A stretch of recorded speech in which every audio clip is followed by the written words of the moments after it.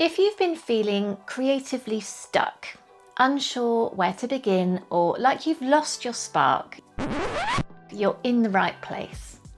This video is part of my Jumpstart Your Art series, a collection of short, playful exercises designed to help you get unstuck and take that first step again. You can download the full list of 25 exercises in the free guide linked below, ready for whenever you need a creative reset. These exercises are about creating something small, fun and doable, getting your hands moving and building momentum from there. Each exercise takes under 10 minutes, removes pressure and acts as a bridge to something more. Every exercise comes with ideas to take it further, so you can experiment and shape the exercises in a way that feels uniquely yours. Most creative stuck moments fall into one of 5 common categories. Today, we're exploring an exercise for when you feel overwhelmed by too many choices. This is ideal if decision fatigue or overwhelm are holding you back. We'll use simple limits to focus your creativity, giving you structure while keeping things playful. Reducing options helps you move past indecision, get unstuck, and start creating again. We're going to explore an exercise I call the One Colour Challenge.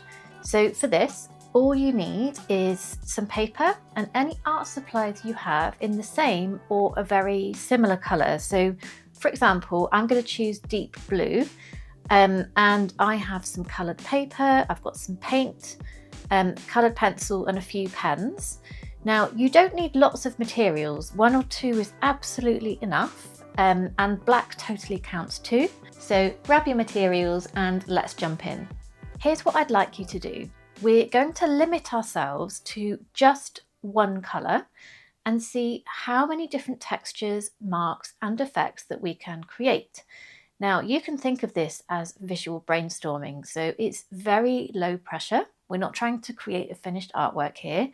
Instead, think of it more like swatching, just a space to explore and play. So just a tip as we begin to get started, you may find it helpful to divide your page into sections. You could either draw certain shapes like circles or squares or other shapes, or as I'm going to do, you could just fold your paper up into smaller rectangles that give you sort of natural sections that you can fill. So one more tip just before we get started.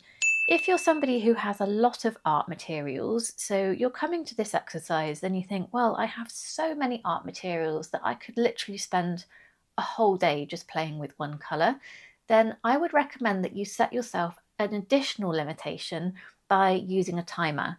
So I'm going to just give myself 10 minutes. I have quite a few different art materials here, not tons, but I feel as though if I wanted to, I could make this activity fill up actually quite a lot of time. So adding that additional layer of a time limit is just going to help to keep the overwhelm at bay.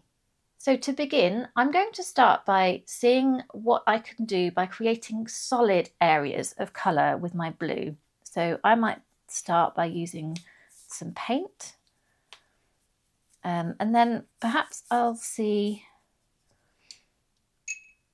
how else I can create solid colour with my blue, all the different textures that I might be making.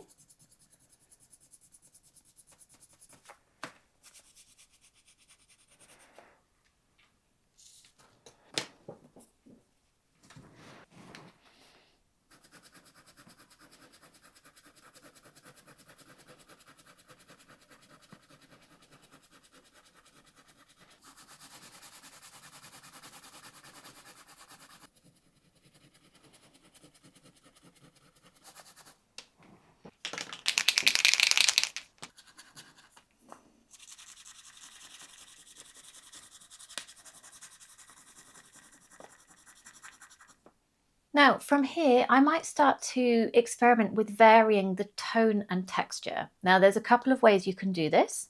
If you are using a blendable material like pencil or paint, You could experiment with pressure or the amount of water that you're using.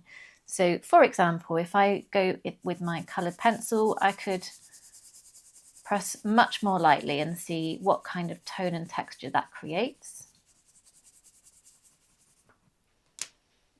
And again, with my paint, I might create a much more watery version of my paint, and let's just see how that might be different from the first experiment. Now, if your material isn't blendable, you could explore mark making, so building up texture through lines, dots, layering, or repetition. And this is great if you're using pen, for example. So I could, for example, you can see it was a challenge for me to make a solid area of colour with this pen because it's so fine.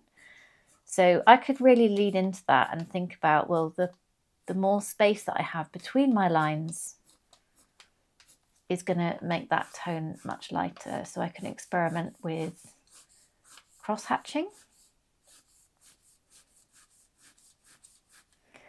or it could be that I just make other kinds of marks to build up tone, texture, and marks.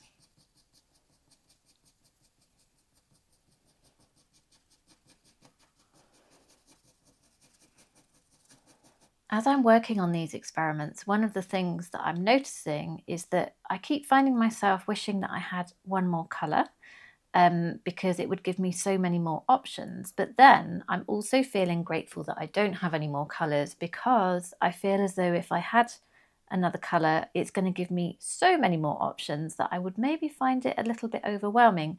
So having this limitation of just being able to use the dark blue and variations of that tone and mark making and the white of the paper is giving me enough limitations that I'm finding it a challenge, which makes it more interesting, which is making me want to keep pushing these marks and textures further. So actually seeing that limitation as a real strength in terms of just keeping me going, getting me started and keeping me going.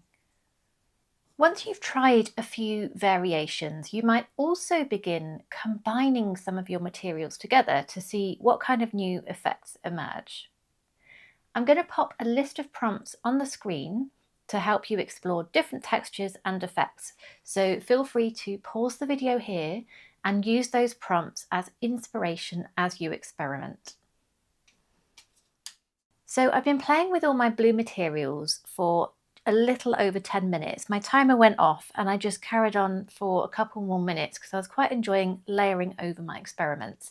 And this is what I have come up with.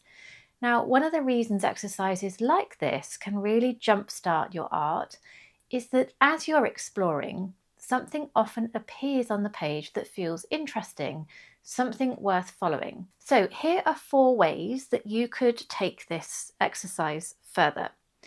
If you discovered lots of interesting marks with one material, you could create an artwork using just that one material, really pushing how far it can go. So for example, I really quite enjoyed all the different textures and variations that I found within my just one coloured pencil.